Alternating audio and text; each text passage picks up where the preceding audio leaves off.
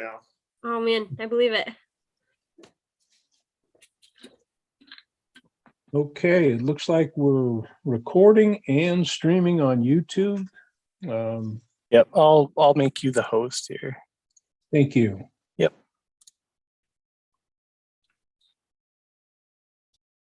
And Casey, does that mean that I can let people in if they have comments? Yes. Yep, you can add them as or make them participants, whatever that is. Okay. Well, we will watch. If we've got someone who wishes to make a comment, what do I do to let them in? I don't see an attendee currently, but Sorry, I got the YouTube going in the back, so it like repeats. If you click on the attendees when they're there, there's like a more button, and you just Okay. add them as a panelist. okay. Yep.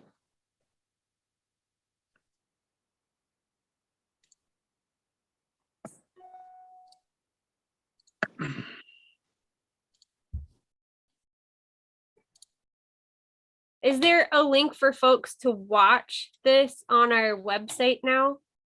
I'm gonna Yeah. give it to Missy. Yep. Okay. She's gonna add it. Thank you. Yeah, it's actually a public comment link there right now. I'm not sure if it's the right one.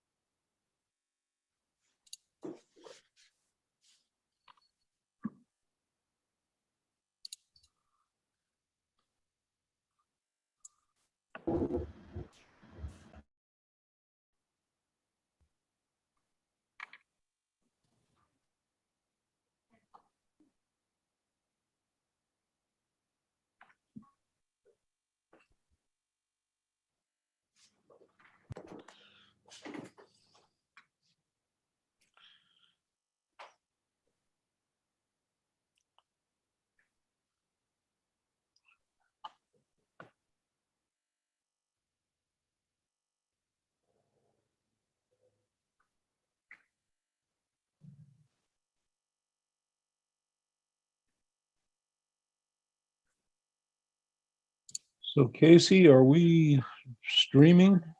We are streaming. I sent the link to Missy Irving. Just waiting for her to say she got it up there. But we are on live on Okay. YouTube. Okay.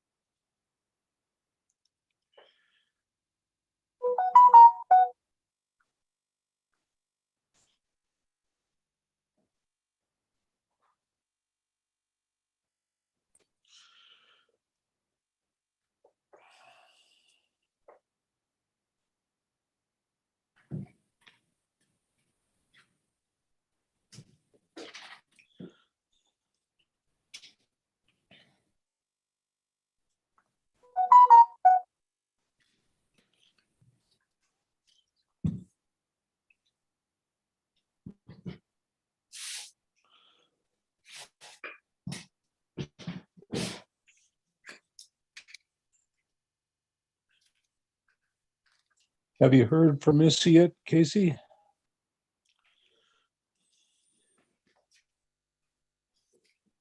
Just now, so you should be good to go. It is live Okay. on the site. Okay.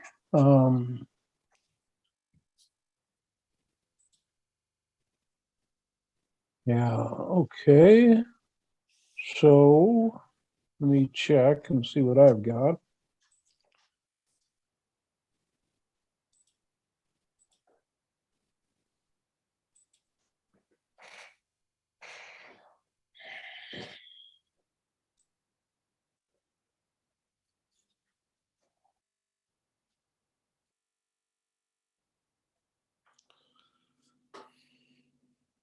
Seems to be slowly booting up here.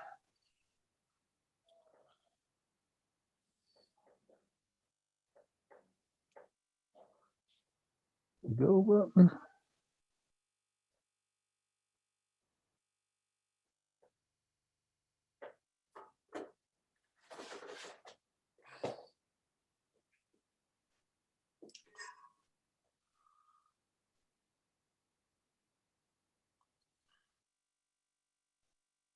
I think we are actually live now. Although we seem to have a bit of a delay, as we often do on these. But at the bottom of the screen, there is a link for public comment. And so as people, if there's anybody out there who wants to be making a public comment, they can click on that link and get queued up so that we'll be able to take their comment. And we'll just keep an eye on that probably for the next little while. Alex,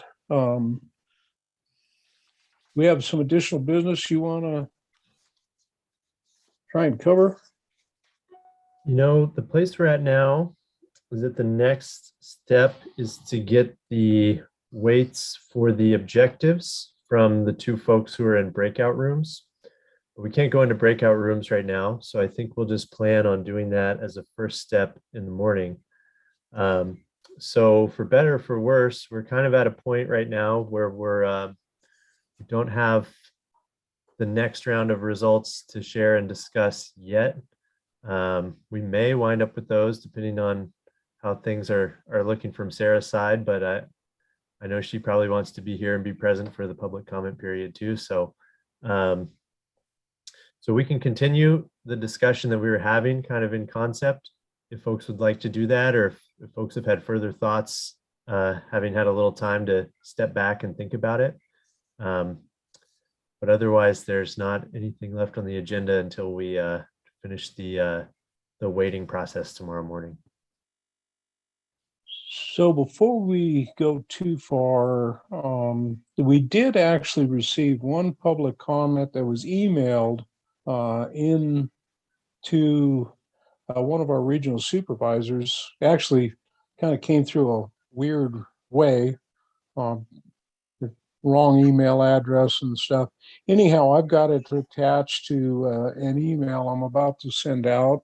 It's in a PDF, and I just hit the send on that. I just replied to Sarah's last email, and so everybody can receive that and see what that comment was. This point, I still don't see any attendees. I'll keep an eye on that, and if someone should choose to come on and want to make a comment, I'll just catch your attention. Brian, I still don't see the link for the meeting on our webpage. Maybe I'm not seeing it, but there might be other folks that aren't observing our meeting at the moment.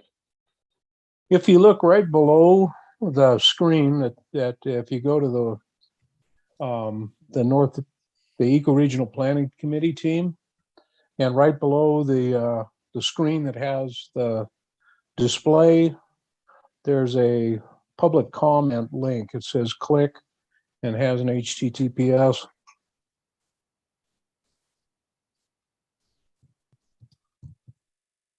It's there when I brought it up, Brian. I can see the link now. What was that, Justin? I was just letting you know, I see it when I just brought up the website, and the public comment link is there, right underneath Yeah, right on the main screen.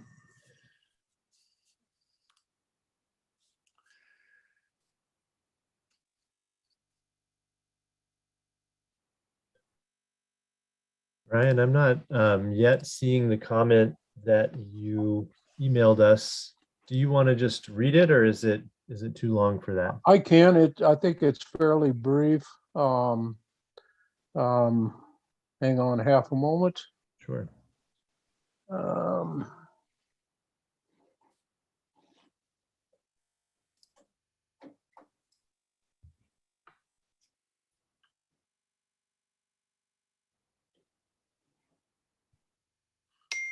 It's small. So what it says is, my name is Jim Barone from Kalispell. I've been a houndsman since 1996 up in Region 1, spending anywhere from 40 to 70 days a season pursuing lions. I recently watched the 2-day meetings in lion numbers, and I've never been more frustrated in my life listening to people who are not out there 3 to 5 days a week, like myself, talk about too many lions. There were people who have never been a part of the mountain lion ecosystem talk about how the numbers of lions are too many. I have watched the numbers dive since about 2006 to this year being absolute lowest numbers I have ever seen. Hands down, the worst I've ever seen it.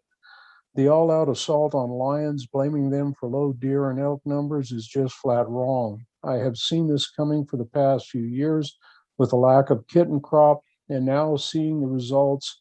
Lions always take the blame for low ungulate numbers, and it is just wrong.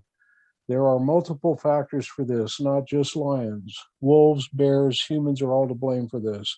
The deer that are left all live in the residential areas, and that is where the only lions left are forced to hunt, which scares people and gives them the false information of there are just too many.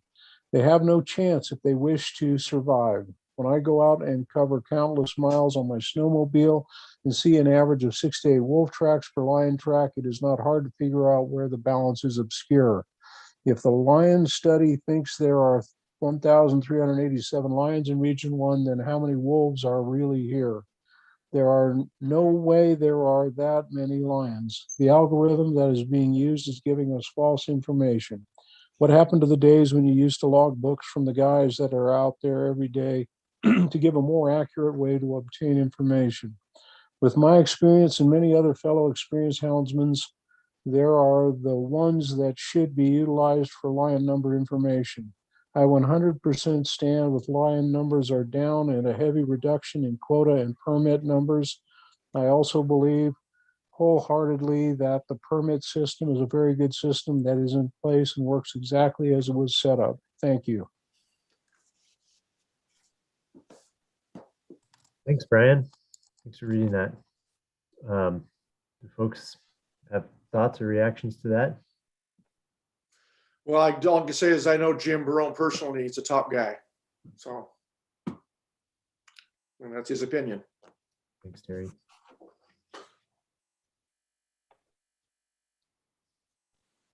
Yeah, he may be very familiar with Eureka, but I think that the science, the data we've been provided paints a different picture, tells a different story. Grover, go ahead. Sorry, you're muted, Grover.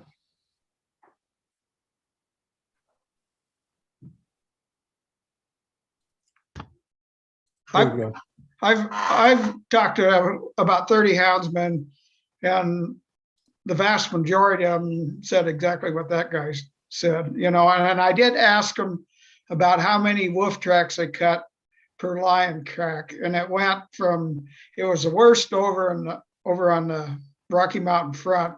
They were saying 10 wolf tracks for every lion track they cut, and it was the least kind of around Libby, where they were saying it was like 2 to 1. But yeah, it probably averaged out like 3.5 to 1. So that's just the hound guys I talked to, which was quite a few. Thanks for that. I know at our last meeting, some folks from this group also expressed uncertainty about the estimate, and there's uncertainty built into the estimate. We've got the estimate itself and then a very wide confidence interval around it.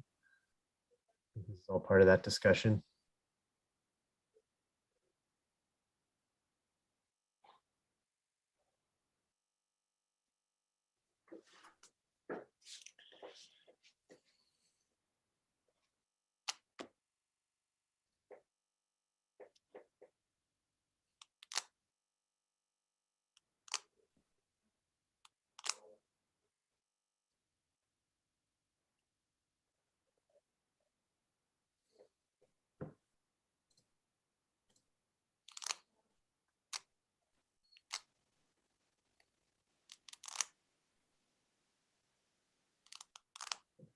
Were you asking about the questions on the estimates? Is that what?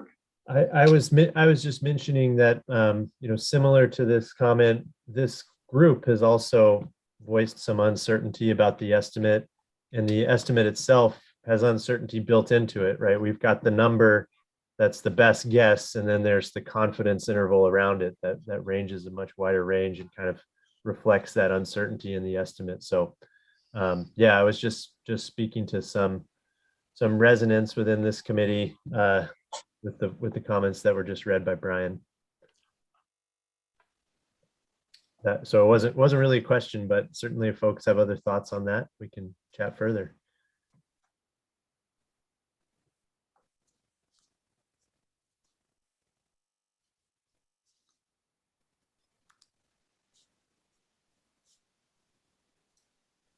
I see the email now, Brian, so I'm able to look at this comment in a little bit more depth now. Yeah, there always seems to be a little bit of a lag time getting those emails out.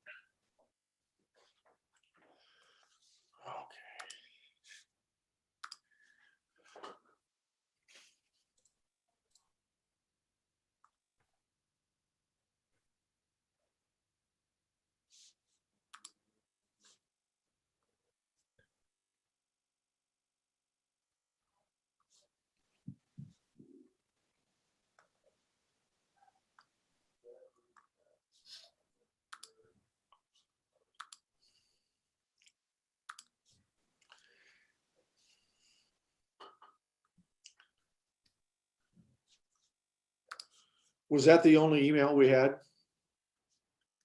That was the only email that came to my attention. It was, we hadn't really asked for email comments, but because it came in and one of our regional supervisors saw it and it was pertinent to this, he shared it, and I thought it was appropriate to share that with the group. Okay.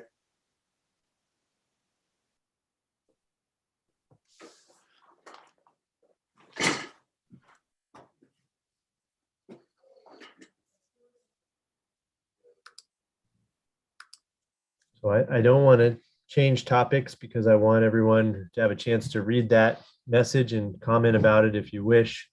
But one thing we can do if we do feel like we've said what we need to say in response to that comment is Sarah made the good suggestion that the folks who are still finishing up their weights could do so with her over chat during this time.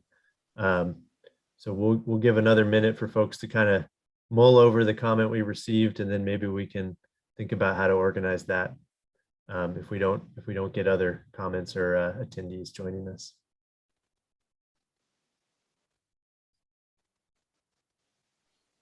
Yeah, at this point, we don't have any additional attendees.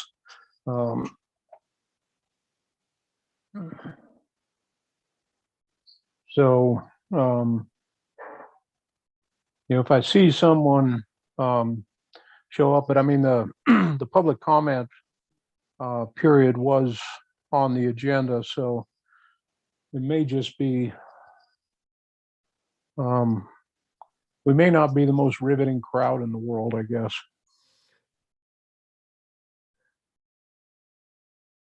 Oh, Brian. Been wrapped all day.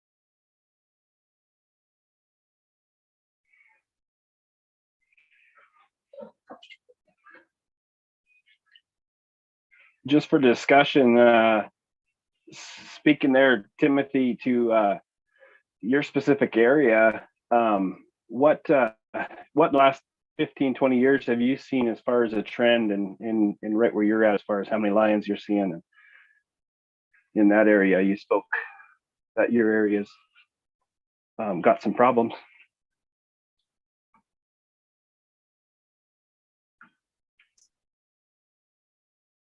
Yeah, you came in broken up. Are you talking to me? Sorry. Yeah. I just referring to your comment there. Jim was speaking about where he's at. I was just really curious about what you've been seeing the last 15, 20 years where you're at there. Yeah, just a lot of mountain lions down within a mile of town, in the farms, in with the getting the pets, and obviously there's deer in that area also, killing the deer in people's yards. So interaction with humans, no fear of humans, and for whatever reason they're down there. I mean, most likely it's either easier food or food in general. If there's no food in the highlands, if the wolves have overhunted and pushed other predators out of the area because of a lack of food.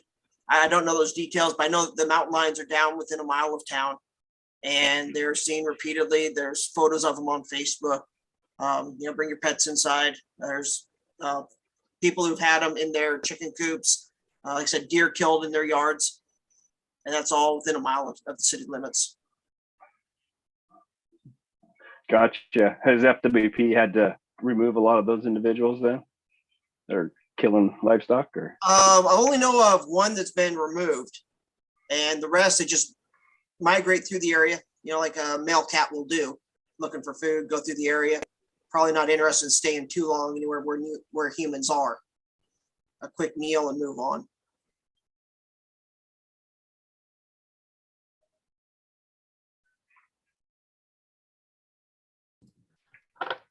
So folks, we don't yet have all the weights for the objectives, but we do have all the numbers from the rescoring that you guys did prior to the weights. And right now it looks like, same as before, that all of the objectives are weighted about equally. So if you'd like, Sarah can share those preliminary numbers with us and we can discuss that a little bit. And then we'll see it tomorrow with the weights, but likely not too much will change.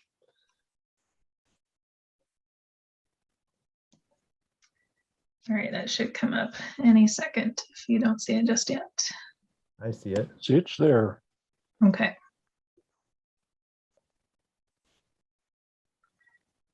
So again, here's that top section of the spreadsheet where you can see the mean of your answers and the minimum and maximum values per row. So we can see how much they actually differ among the 4 alternatives we're evaluating.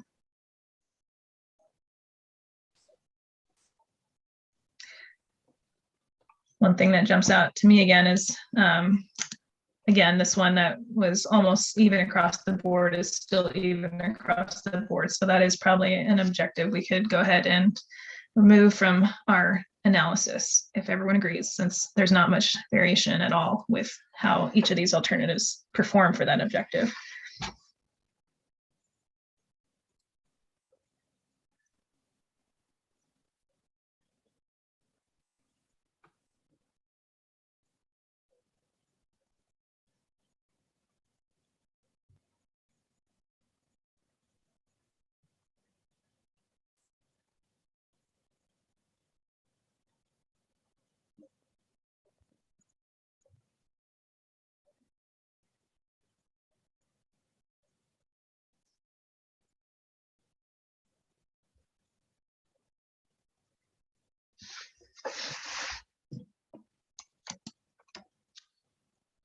I'm a little bit surprised to see objective number 6 fairly even across the board. Maybe that just speaks to my ignorance, but I would have expected some more variation there.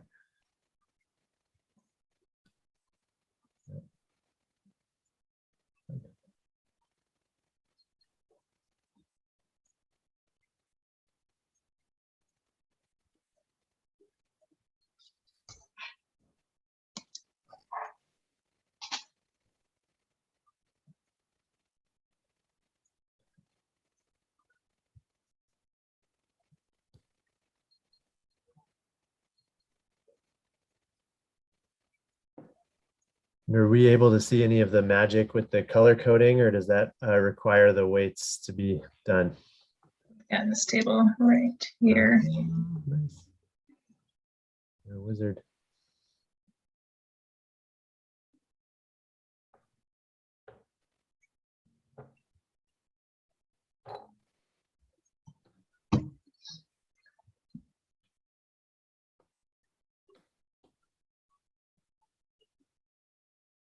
That is interesting that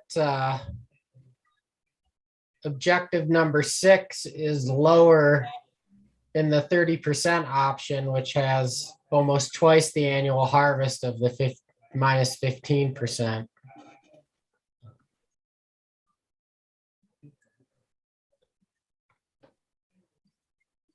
Well, that could be another case, and I invite folks to speak on this, but it could be another case where people are thinking about different time horizons for that, in the short term versus the long term. That we talked about this earlier, but that could be a situation where if folks want, we can break that out into 2 objectives, one short term, one long term, distinguish between those. Might be worth making sure we're on the same page there, because I would have assumed that one just increased linearly from plus 10 to minus 30.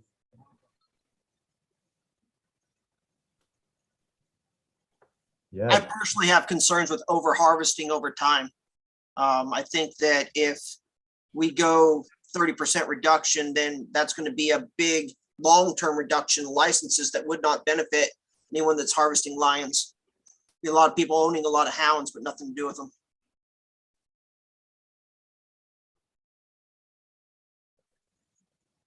Yeah, I would not disagree with you there. It comes back to this question of, do we all have the same context for objective number 6? The time horizon context. Is anyone willing to share their thought process as they ranked objective 6 across the alternatives?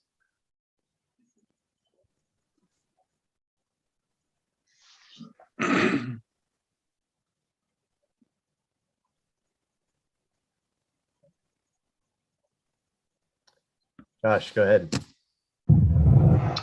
Yeah, for 6, I just assumed more harvest meant more satisfaction. So yeah, it would have been increasing linearly for me from left to right.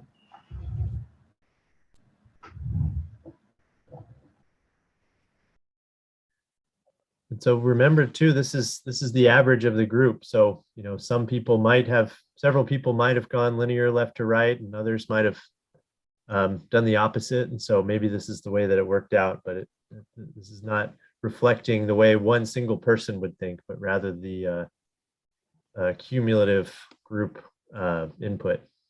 So that may also explain some of that surprising pattern there. Yeah, it does suggest that if we are thinking about it in two different ways and we think they're both important, then we should consider making that explicit and splitting those out and making sure that the scoring is consistent with what you are considering in each case. I can tell you, I for one never put a 5 on anything. And the reason, even though I don't agree with the 30% deal at all, I didn't put a 5 anywhere, and because I was trying to think what the general public would want, not just what I want or a few of my friends. I think, we have to be very careful what we wish for.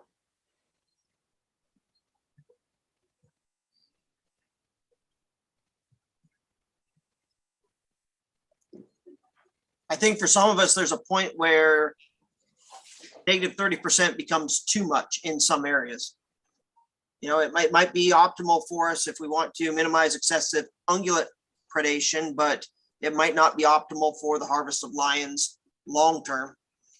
Then I think sometimes it's going to peak at 15%, not 30, before we start going the wrong direction.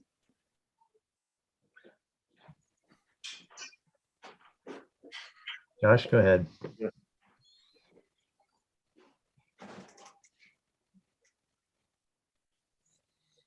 Is that your hand up, Josh, or is that still from before? There we go. Yeah, does anyone want to comment on their kind of long-term versus short-term thinking when it comes to harvest of lions? Does anyone think we need to break that out into two distinct objectives?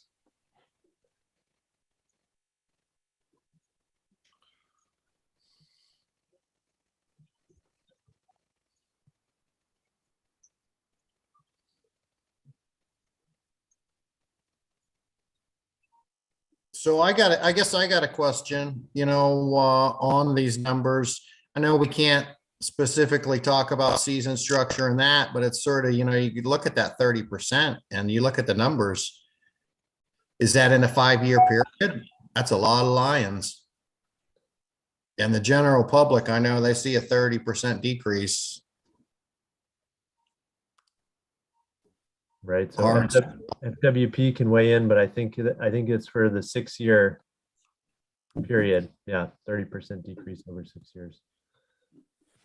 Yeah, the percentages on the screen now are the percent change to our reference year of 2021 in 2027. And then we ran the integrated population model to figure out what annual harvest we needed each year to meet those objectives in the blue cells on the screen. So the negative 30% is not a reduction of harvest, each year. It's the reduction of the population, which we've modeled in as constant harvest over 6 years. I don't know if that clarifies that or not. Yeah, I think so. I mean, it's tough to say how you're going to do that. A heavy hit 1 year and then a lighter hit, 3 or 4 years, or, just hard to think that future out.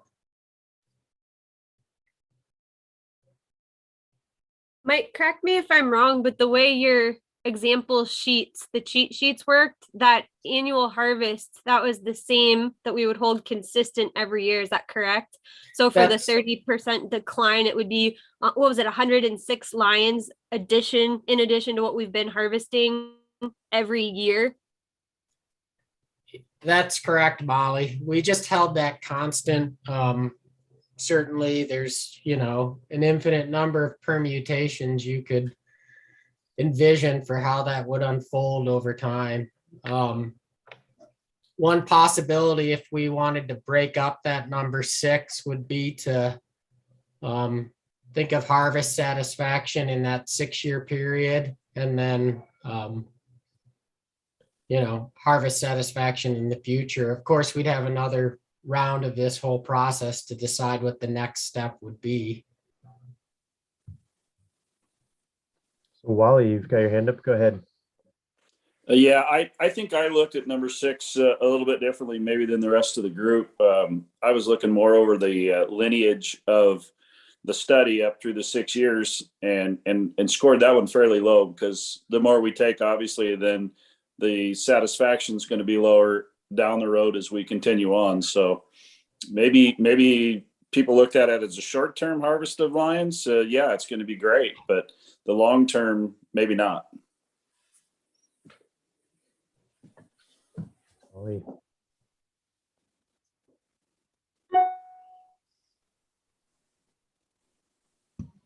So if we did want to break those out and rescore, all you'd have to do is those 2 rows. That one would become 2 rows, and you just fill out 8 values then. So it's not going to be as major of a thing as the last 2 rounds have been, just as a point in case you are interested in doing that.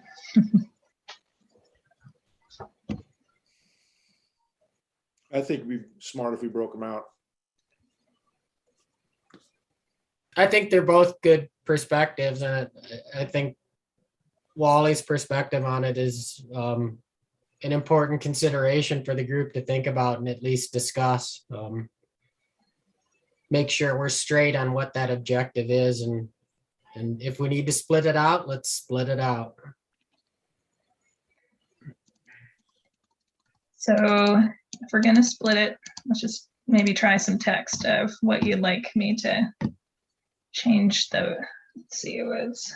I guess I would have a question for the group. Are we better to split it out, or are you better all to maybe discuss whether you want to come to some agreement as to what that time horizon looks like? That is the other option. So if you think both points are important, then we should score them both, because if you think these alternatives will perform differently depending on which of those 2 you think about, and if they're both important, then we'd want to go ahead and include them both. Vinny, go ahead. I want to just make sure that we're remembering that this has the option of focal increase or decrease in the lion harvest. So this doesn't have to be unit wide that we're looking at here. It could, a lot of that increase could be focused in a target area where there's a problem, like what we had discussed with bighorn sheep and mule deer.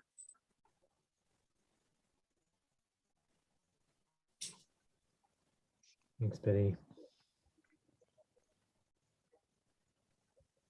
So I think Neil raises a really important point, and it's one that we can do ourselves a favor by discussing now, whether we want to come to a consensus about when lion hunter opportunity matters, or whether it matters differently depending on the time frame you look at. And if so, we need to break it out into a second row here. So who has thoughts on that? Let's talk about it.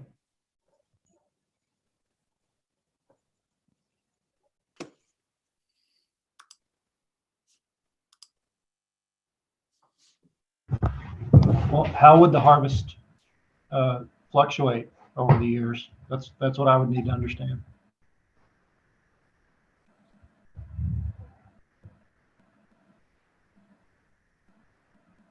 I'm assuming harvest is going to go up if population goes down, but would that change over time?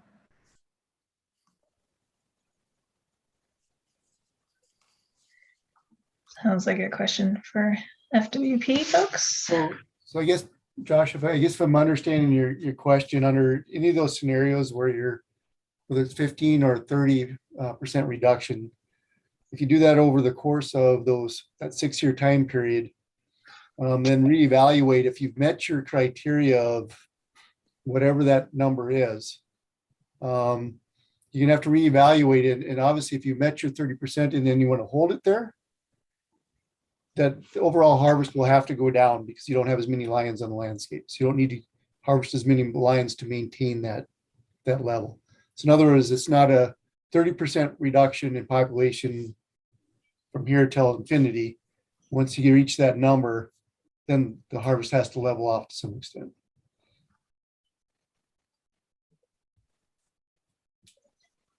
But as Yeah, far as thanks. location, if we establish a management area, then that's going to be a lot of the focus of a reduction in population, and the rest of the region would be fairly stable. Nope. So remember, you're talking about the lion population functions at that ecoregion level. And that's why we really wanted the group to focus on that, because yeah, we can harvest additional lions in certain areas. But when you go back to your maintaining a healthy lion population, that's how this population interplays, right? You can harvest a little bit more heavily in one area, but if you back off, there's lions to refill that. So I do think it benefits you to think of it again in that ecoregion level than trying to break it up into smaller LMUs. Terry, did I see your hand? Yeah, I mean, I just want to point out, if you take 30% off a year for 6 years, I mean, it's going to, I guided lion hunting for 30 years. And you're going to kill a lot of females with 4 or 5 month old kids. I don't care how you do it. If they're not with the female and they haven't nursed, people just make decisions that are bad, or they don't care, or they make a mistake. Those kittens aren't going to survive. You're going to devastate more than just 30% at that rate. You're going to do. I'm just telling you, just from habit and just from watching what happened. When we had the chase scenario here, when we harvested a ton of lions, we didn't take the time to look at them because it was a race. Those are the days when I shot all the problem lions that came to town because they were juveniles, couldn't make a living, and they went to people's places. We did way more of it then than we do now. I'm just telling you, that's what will happen. You'll reduce it more than 30% a year once that starts. It's just something to think about. Mike, do you have a response to that? I see your hand up. Yeah, I just wanted to be clear and make sure folks remember these reductions in population size that you see, the 10%, minus 15%, and minus 30% are the change to the population in 2027 from our reference year of 2021. So it's a change over 6 years. And in order to figure out what that means in annual harvest, we used our population model to figure out how many lions we would have to harvest each year if we held that constant each year to end up at those population numbers, the plus 10 stable, minus 15 or minus 30 in 2027. So just want to make sure that message is clear that we're not talking about a 30% reduction 6 years in a row. We're talking about what harvest is needed every year to achieve a 30% reduction after 6 years. And I realize that's confusing. I just want to make sure that we're all on the same page there. Thanks for clarifying that, Mike. That helps.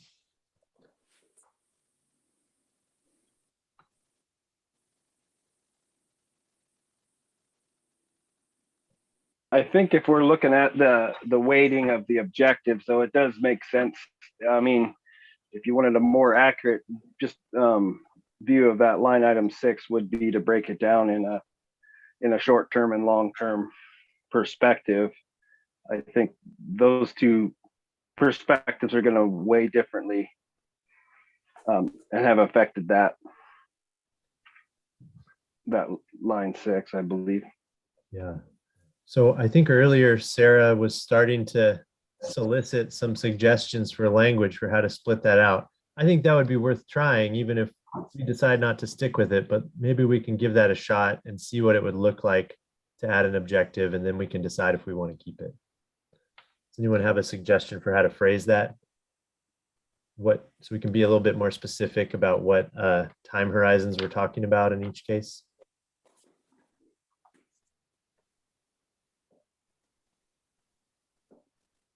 Is it just as simple as less than 6 years and more than 6 years?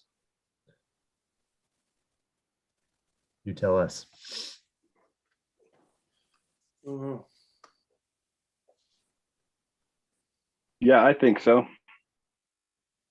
Or 4 years and beyond that or something. Makes sense. Yeah.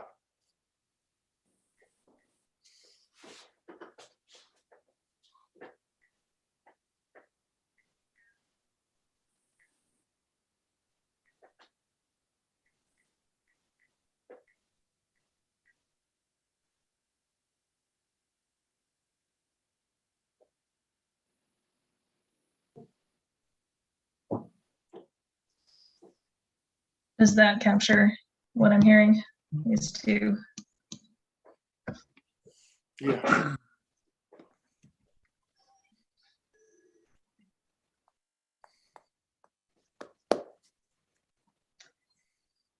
if so, we can go ahead and send you the table to fill out for just these two. And obviously that's replicating this one. I'm only not deleting it right here because it'll mess up everything else in the spreadsheet. But I can modify that and have the new results for you tomorrow. If you were to quickly get these sent off or sent out sometime this evening, if you don't want to do it right this second. But since we're almost at the end of the day, that is one option. What do you think? Yeah, I think that would be a great use of our time for the next few minutes and put us in a good position to get started tomorrow with some things to look at. This seems like the last big point of where there's some lack of clarity. So would anyone oppose splitting this out into two and would prefer to keep it as one? I just want to make sure we record that if there's any opposition. Whatever's easiest for you guys. Well, what's best for us is to most accurately reflect, what you guys are thinking about. So what's important to you is what's easiest for us. So I think if we need these two lines to capture the way that you're thinking about this issue, then we can do it. But if that's obscuring rather than clarifying, then we should reconsider. But yeah. I guess my only thoughts here, Alex, are to propose to the group that this group think hard about the weighting of these two options. I think the scoring of these two options are going to be fairly straightforward. For scenarios where we have higher levels of harvest, we're going to have better scores for maximizing the short-term satisfaction of lion harvest. And then as Wally mentioned, with higher levels of harvest, we're probably going to have lower scores for maximizing the satisfaction of the harvest of lions beyond 4 years. And that how these are really going to play out is ultimately how these are weighted in terms of our importance and ranking. And maybe Sarah could weigh in on that.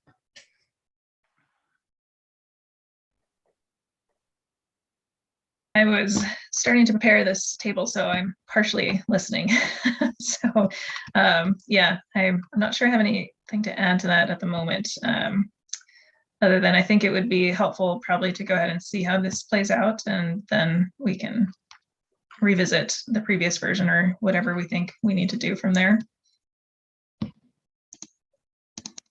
Yeah, I guess for me, I don't harvest lions, but I understand that harvesting the lions is important to the management of the population. So for me, I don't have much emphasis on the satisfaction. My emphasis is more on the harvest to get to the right population, whether we slow that or increase that.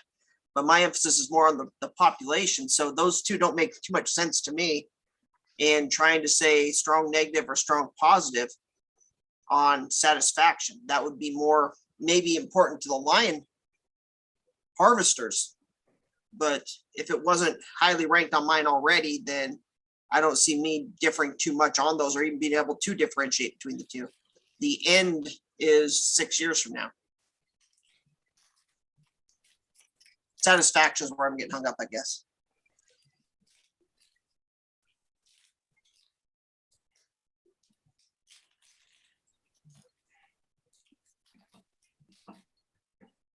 Can I ask another question, Sarah? Of course. So if we're talking about the harvest satisfaction, do we need to be considering the lion hunter opportunity potentially changing with the time horizons as well and splitting that? Or I guess what did the group think about that, or am I just off base? Yeah, that's a good question to ask the group for sure. Well,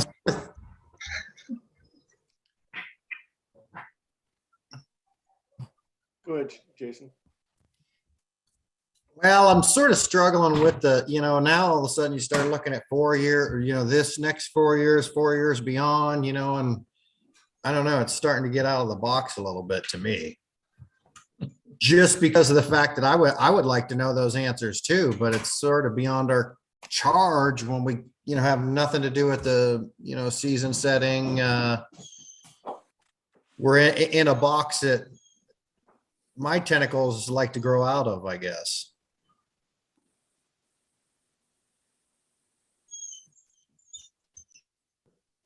Well, I think that this weighted system is all still based on everybody's speculation of what possibly could happen with these,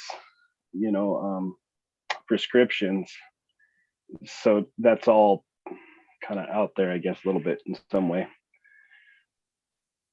It's not based off of like history. It's based off of what our perceptions of what may happen and how that will affect these objectives. And everybody's coming at with a different perception, I guess, too. So.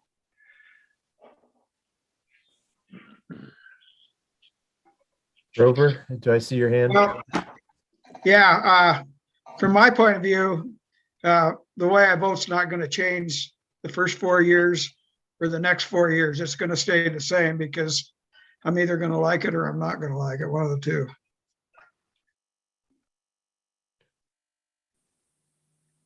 So it sounds like we're almost sort of circling back to just wanting to just have the next 6 years. Am I picking that up correctly, or do we still need to have this broken out into two? My personal sentiment is that I think that accurately kind of reflects the fact that there's different perceptions in the fact that those original numbers, when it was under one line, was not even. And so it's probably going to be somewhat similar. Is that making any sense? Because I think everybody's looking at it from a different perspective, and they'll probably continue to look at it from a different perspective. I think this could clarify that a little bit, but it's already kind of affecting the numbers the way it is, correct? Because I think that's what it kind of showed, was that people were as less positive with a long-term, right, with a heavier prescription. So they're looking at that as a long negative, maybe. But right. So I think our choices would either be to just do the short term or to do the short term and the long term as broken out. Seems to be what I'm picking up from the group. But I see another hand. Josh, go ahead. Yeah, I was just going to say I'd be supportive of just going back the way it was and thinking of it as the next 6 years. So I guess a short term only.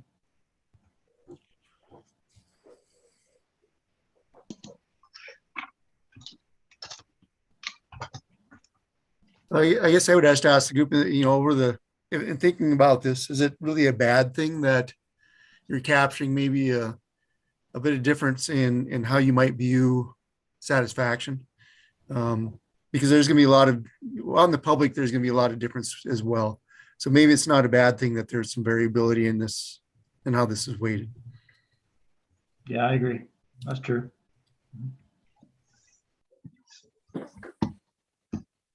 Folks, we're kind of getting toward the end of the day here, and I think it would be good to wrap up a little and then make a plan for where to start tomorrow. So I know we've got a few questions left unanswered here. I know we've got a couple objectives that still need to be weighted from folks that we can do in the morning. So what I would say is I think we've got some more thinking and discussing to do to get this finalized. I think we're close, but maybe this is something that we don't want to try to rush through in the next 7 minutes, and that we want to return to in the morning and make sure that we're all clear about and in consensus about. What do you guys think about just kind of wrapping it up here, putting a bow on it, and then getting this sorted when we meet up in the morning and have some fresh eyes and energy and time? I think that's a good idea. Great. Oh, sounds good. I would agree. Okay. I Sarah, agree. what do you think, Sarah? Sounds good to me. Okay, so that's good. So sleep on it, see if inspiration comes overnight. And I think we're in a good place for tomorrow. I think we've got a few of these key questions to answer, but then we'll be ready to kind of move forward to the next step from there. So let's plan to reconvene tomorrow, 8 a.m. We'll start at 8:15 and we'll get this wrapped up. So thanks everyone for being here. Doesn't look like we've got any public attendees. Brian, do we need to wait until the end? No, I've been watching it. Okay. Yeah, I've been watching and we have not had any members of the public log on. Terrific. Well, not terrific, actually. That's too bad, but we'll call it an end for today, and we'll see you all in the morning. Thank you so much for being here. Yeah, great job, everyone. That was a big day. Thanks for everyone being committed. Yeah. I'm going to cut off the live stream at this